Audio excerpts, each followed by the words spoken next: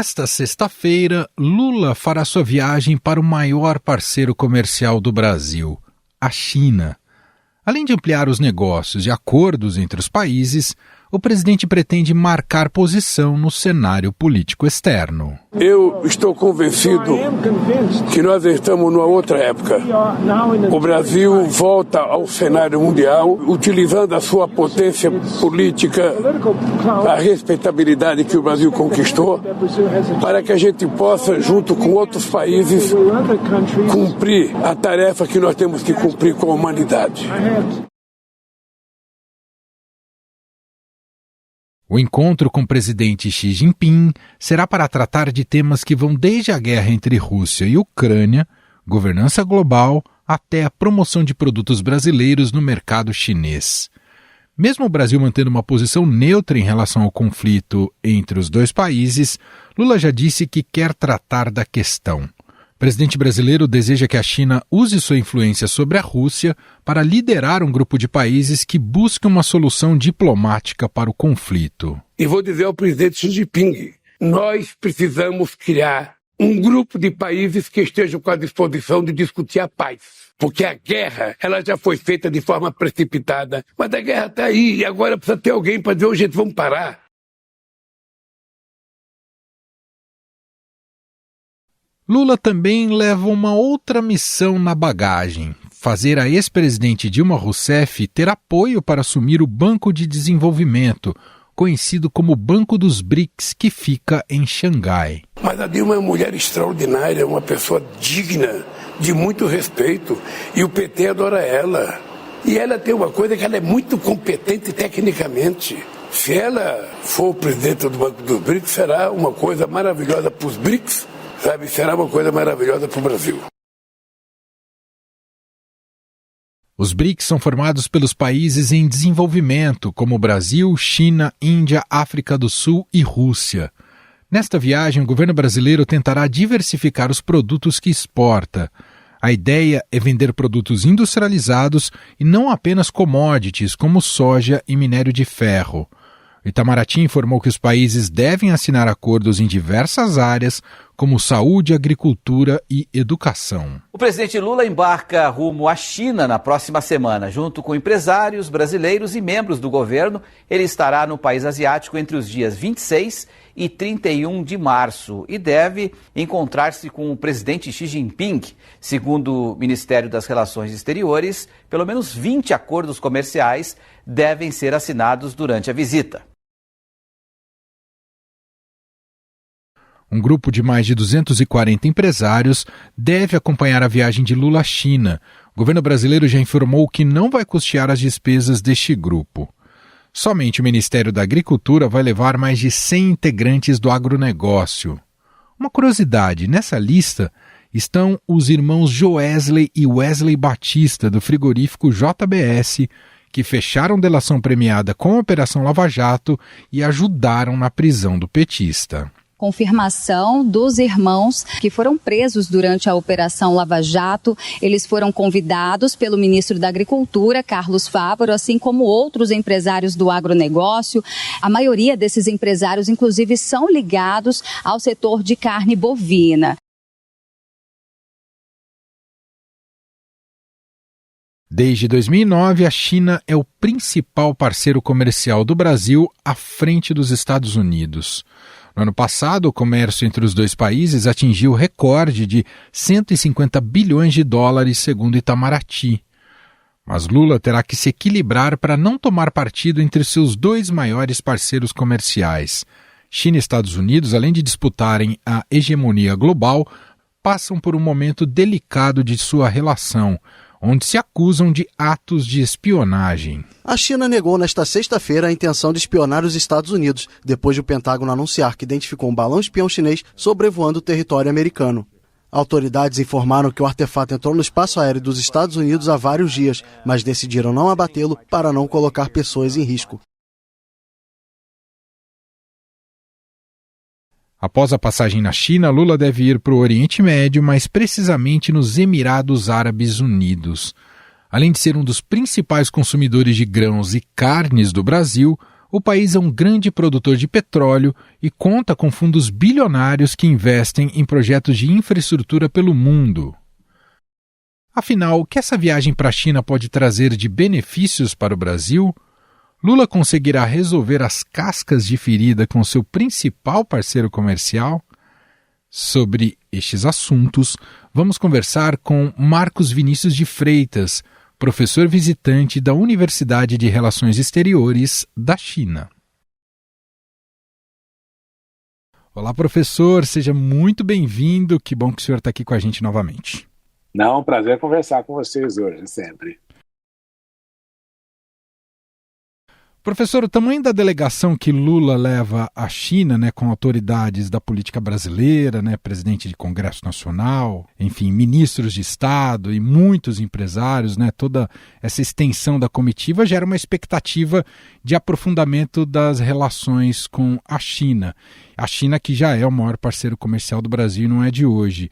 E aí queria começar te perguntando se diante disso, diante do tamanho dessa comitiva, é porque se há oportunidades para ampliar essa relação com a China. Veja, o Brasil e a China são países que têm sinergias. Temos aí economias complementares, até porque o Brasil não é concorrente da China em várias áreas. A China hoje em dia se destaca por ser um país totalmente industrializado, com uma alta capacidade tecnológica, coisa que o Brasil ainda está engatinhando, em razão dos erros que a gente cometeu no passado, de política de desenvolvimento, uma série de coisas nesse sentido. Então, o Brasil não é concorrente da China. O Brasil é um parceiro importante para a China na questão alimentar, na questão de commodities, mas também a gente não pode ter aquela ilusão de que acha que o Brasil alimenta a China. Até porque se os chineses só comer soja e milho e carne de porco, não alimenta 1,4 milhão de pessoas, Então a gente tem que levar isso em consideração. Agora, é uma parceria em que nós podemos melhorar muito o nível de relacionamento. O que eu comento sempre é que ao invés de levar tantos empresários para a China, não sei qual é o número final, porque às vezes é uma delegação só para a questão do coquetel, mas o mais importante seria que nós estivéssemos levando aí, ao invés de 250 empresários, por exemplo, 250 projetos de infraestrutura, que o Brasil precisa muito, particularmente considerando que os chineses têm um ditado, Eles falam sempre que construa uma estrada e fique rico. Ou seja, a infraestrutura, a construção da infraestrutura é a base para a riqueza. Como o Brasil é um país que tem aí um déficit de infraestrutura enorme, que afeta a nossa logística, inclusive encarece o preço dos produtos que são vendidos à China, eu acho que teria sido muito mais interessante como planejamento aí para esta viagem, para a questão do governo. Porque veja só, o nosso maior concorrente, globalmente falando, se chama Estados Unidos da América. Então, a gente nunca pode perder essa perspectiva na questão do relacionamento e com quem a gente concorre nesse processo todo. E é por essa razão que a gente tem que passar a entender a China mais como uma parceira do que necessariamente como um grande consumidor de produtos brasileiros. Mas gera algum mal-estar, professor, o fato do presidente Lula recentemente ter feito a sua visita e ter se encontrado com Joe Biden? Eu acredito, e eu até escrevi isso no próprio Estadão, dizendo que o presidente Lula deveria ter ido, em primeiro lugar, à China. Afinal, eu sempre digo, você tem que tratar bem quem paga as suas contas. E nos últimos anos, mais de uma década já, a China é o principal parceiro comercial do Brasil, é o grande comprador e é a mola propulsora do desenvolvimento econômico brasileiro, que é a partir da venda de produtos agrícolas do Brasil que a gente cria aí a superávit nas exportações, e isso pode ser efetivamente investido no país. Então, a ordem e a priorização da agenda presidencial, no meu ponto de vista, foi equivocada, porque denota aí um presidente da República e um entourage, um pessoal que não entende aquilo que aconteceu nos últimos anos com a posição global da China. A Angela Merkel, que serviu como chanceler da Alemanha durante 16 anos, ela esteve 14 vezes na China. Esta é a terceira viagem do Lula depois de ter servido por 8 anos como presidente da República. Então você vê que alguma coisa está errada na nossa priorização com relação à China. Professor, e de que maneira a guerra na Ucrânia pode interferir nesse encontro, tendo em vista que recentemente o Xi Jinping foi à Rússia se encontrar ali com o Vladimir Putin? Isso de alguma maneira pode fustigar que o Brasil busque um posicionamento ideológico mais claro do Brasil nesse encontro? Veja, qual seria o posicionamento ideológico do Brasil nessa questão? Porque se você olhar, né, na guerra da Ucrânia, as pessoas sempre ficam com um pouco de raiva de mim quando eu falo isso, não é? Mas eu sempre gosto de citar uma frase do Lord Palmerston, que foi o primeiro-ministro britânico, dizendo que nas relações internacionais você não tem amigos perenes nem inimigos perenes, a única coisa que é perene são seus interesses. Não é? E quando a gente olha, a opinião pública global está um pouco dividida nessa situação. Você tem 1/3 do mundo que apoia Estados Unidos e OTAN, você tem 1/3 que apoia a Rússia e 1/3 que é indiferente, mas é indiferente pró-Rússia. Porque o que aconteceu nessa guerra é que no início até era entendida como uma guerra de de Rússia contra a Ucrânia, daquela invasão territorial, de tudo aquilo que aconteceu. Mas esta guerra foi rapidamente convertida numa guerra por procuração, que a gente chama, entre Estados Unidos, Rússia e China. Então deixou de ser uma guerra da Ucrânia contra a Rússia e passou a ser aí um confronto entre Estados Unidos e Rússia. E isso não interessa para o mundo inteiro, interessa principalmente aos Estados Unidos, que tem aí a ambição de continuar como sendo a potência hegemônica do sistema internacional, a potência mais relevante do sistema internacional, mas não é necessariamente o que o mundo ainda quer ter, não é? Então não é que nós estamos falando que o mundo quer mudar aí e ter a China como uma potência hegemônica, até porque os chineses não querem ter o mesmo papel que os norte-americanos têm no contexto internacional. Mas o fato é, quando você olha para a situação, ficou muito claro que este é um conflito entre Estados Unidos e Rússia. E é por essa razão que a maior parte dos países do mundo ou são indiferentes ou acham que é o caso de a Rússia vencer, porque é aquela questão, né? Você tem um galinheiro, o dono do galinheiro não quer que o lobo chegue perto. E foi exatamente esse processo de expansão da OTAN que ensejou esse tipo de ação, baseado naquilo que a gente viu no Iraque, né? A gente acabou de passar aí, no dia 20, fez 20 anos da atuação dos Estados Unidos no Iraque, e por mais que se diga que era um contexto totalmente diferente, você tem uma grande potência invadindo um país sem autorização do Conselho de Segurança das Nações Unidas e em desrespeito ao direito internacional. Então o princípio é o mesmo, né? A contradição é a mesma. Quer dizer, o Brasil tem uma grande oportunidade nessa visita de mudar o patamar de relação do ponto de vista comercial, econômico e pragmático da relação com a China, de deixar de ser só, eu vou colocar o termo, um abastecedor de commodities da China. É isso, professor? Exatamente, essa é a leitura que deveria ser e fazer parte, mas eu vejo que quando o governo faz uma indicação política para o Banco Novo Desenvolvimento, parece que a gente não está levando isso a sério ainda nesse contexto.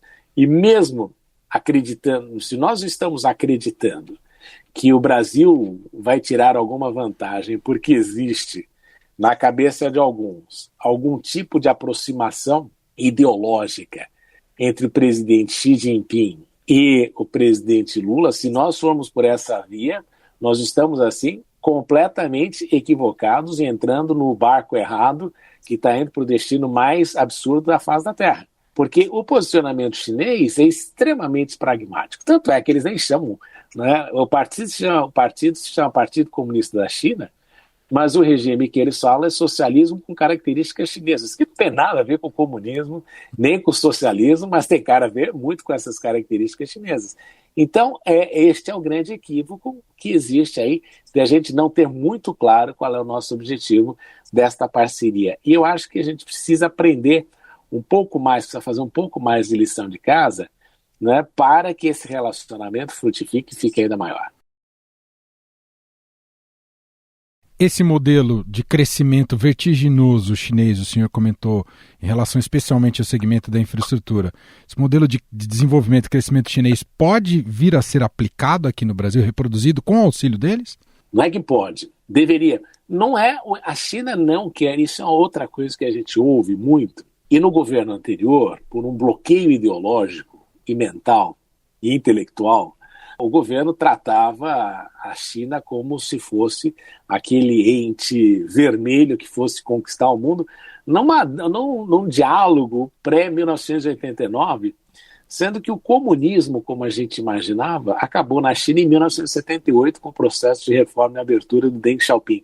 Muito antes do Gorbachev pensar em perestroika e glasnost, os chineses já tinham visto que aquele negócio ali não dava certo. E os chineses têm duas importantes lições que o Deng Xiaoping ensinava muito com relação a isso. Ele dizia assim, que ser rico é glorioso. Então já não é uma conversa de comunista, né? Aí ele falava que para você ser comunista você precisa ser rico. E ser rico é glorioso. E ele dizia sempre uma coisa importante. Não importa se o gato é branco ou preto, se o gato caça rato, é um bom gato. Então você vê que o posicionamento não é ideológico na questão. É um posicionamento pragmático na questão do avanço e do desenvolvimento econômico. Então, o que a gente notava é que no governo anterior você tinha um bloqueio ideológico com relação à China. Mas o modelo chinês, que é baseado em investimento pesado em infraestrutura e em logística, é um modelo que o Brasil precisa reproduzir até para diminuir o custo da sua logística, alimentar melhor a sua população. Eu me lembro, não é? Alguns anos atrás, quando o presidente atual lançou o Fome Zero, que eles descobriram que o Brasil não tinha problema de comida para todo mundo. O Brasil tinha um problema fundamental de logística. E se você olhar nos últimos 20 anos, o que a gente fez de matéria de logística foi mínimo. Sim. Mas o modelo de infraestrutura que eles fizeram, de você cortar o país de norte a sul com ferrovias, enfim, não é? Se a gente conseguisse aí, junto com os chineses, fazer finalmente uma negociação com o Chile para abrir uma saída para o Pacífico para os produtos brasileiros, isso facilitaria muito o comércio internacional do Brasil e seria extremamente interessante para a China. Agora, pensa também uma coisa importante, né? A gente vê hoje em dia, por causa da pandemia da Covid, por causa da guerra da Ucrânia, muita gente falando em duas coisas que eles chamam de nearshoring, que é você produzir mais perto, não é? E aí tem alguns que acham que os Estados Unidos vão querer fazer a produção no Brasil ou no México. No México, óbvio que fazem, mas por outros motivos. Ou vão fazer aquilo que eles chamam de friendly shoring, só vão produzir e comprar daqueles países que são amigáveis. Mas eu estava, há 3 semanas atrás, na França, conversando com os alunos e dizendo o seguinte: pensa a seguinte situação. França, hein, que é um país desenvolvido. Quantos anos demoraria para a França ter o mesmo nível de infraestrutura que você tem na China? É uma questão de 20, 30 anos de investimentos pesadíssimos que nenhum país tem condição de fazer. Está todo mundo quebrado depois da pandemia e com essa situação global. Então, eu acho que nessa questão de você avançar projetos, de você trabalhar em conjunto com a China, é algo que a gente pode ter muitas oportunidades, mas, novamente, não adianta achar que vai ser só porque existe ali um alinhamento ideológico ou coisa parecida que nós vamos tirar grandes projetos se não tiver efetivamente clara a ideia de onde se quer ir. Como é que o senhor vê o aspecto da agenda ambiental nessa relação Brasil e China? A China que sempre é muito criticada em relação a isso, professor. A agenda ambiental chinesa, que já melhorou muito nos últimos anos, se você pensar que eles plantaram mais árvores na última década do que você tem de árvores na Europa, e o Cinturão Verde, que foi feito em Beijing, justamente para melhorar a questão da poluição, ainda assim a China tem um problema ambiental grave. Mas esse problema ambiental foi uma decisão estratégica tomada no passado. Porque quando Deng Xiaoping começa o processo de reforma e abertura, ele basicamente faz duas coisas. Ele coloca no mercado de trabalho global 500 milhões de pessoas com a mão de obra barata, não é? E com isso ele gerou aí um ganho de lucratividade nas empresas europeias e americanas como nunca antes na história, e também um aumento do valor de mercado dessas próprias empresas em razão do nível de lucratividade que elas tinham. Só que ele colocou no mercado de trabalho 500 milhões de pessoas resolveu o problema da mão de obra que precisava ser utilizada. Afinal, o próprio Deng Xiaoping dizia que o comunismo tinha um problema grave, que ele tornava as pessoas preguiçosas e não podia fazer isso, tinha que botar o povo para trabalhar. Afinal, esta é a grande commodity da China. E, em segundo lugar, ele importou para si a poluição global. Porque hoje em dia você anda nos Estados Unidos, você respira ar puro, ou você abre a janela e você está na França e respira ar puro, ou na Alemanha ou coisa parecida, mas tudo que nós usamos gera emissão de CO2. E nós não paramos de consumir, do contrário, a gente aumentou o nível de consumo como nunca antes. E onde é que está sendo fabricado esse produto? Na China, não é? Na Índia. E o que eles têm falado é que, primeiro, vocês precisam deixar de ser hipócritas, porque você ainda continua consumindo produto que emite CO2, ele não emite na sua porta, não é? Mas ele emite na minha, aqui. Esta poluição, este acúmulo de CO2, não foi só gerado pela China e Índia nesse momento da história. Isso começa com a Revolução Industrial. Então, o quanto que os países que mais poluíram estão, de fato, dispostos a pagar para que eles deixem de poluir? Professor, para a gente fechar, quanto falta, não sei se ainda falta ou se a gente já pode afirmar, quanto falta para a China ser o país hegemônico no cenário global? Uma excelente pergunta, porque eu vou dizer para você que a China, conforme os documentos lançados pelo próprio Partido Comunista Chinês, ela não tem pretensão hegemônica como a dos Estados Unidos.